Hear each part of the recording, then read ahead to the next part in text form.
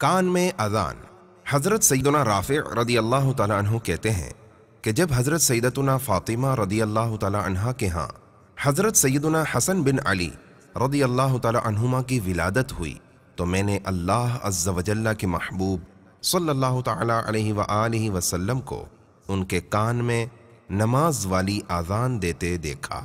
آپ اس مدنی پھول کو دعوت اسلامی کے اشاعتی ادارے مکتبۃ المدینہ کی مطبوعہ کتاب تربیت اولاد صفحہ 62 سے پڑھ کر مستفیض ہو سکتے ہیں۔ آپ اس کتاب کو دعوت اسلامی کی ویب سائٹ www.dawatislami.net سے اردو کے ساتھ ساتھ ہندی زبان میں بھی ڈاؤن لوڈ کر سکتے ہیں۔ آج ہی اس کتاب کو مکتبۃ المدینہ کی مختلف شاخوں سے طلب کیجیے۔ نیز شادی غمی کی تقریبات، اجتماعات، اعراس اور اجتماعات میلاد وغیرہ میں مکتبۃ المدینہ کے شائع کردہ رسائل تقسیم کر کے ثواب کا ڈھیروں خزانہ حاصل کیجیے۔ عمل کا ہو جذبہ عطا یا الہی، عمل کا ہو جذبہ عطا یا الہی۔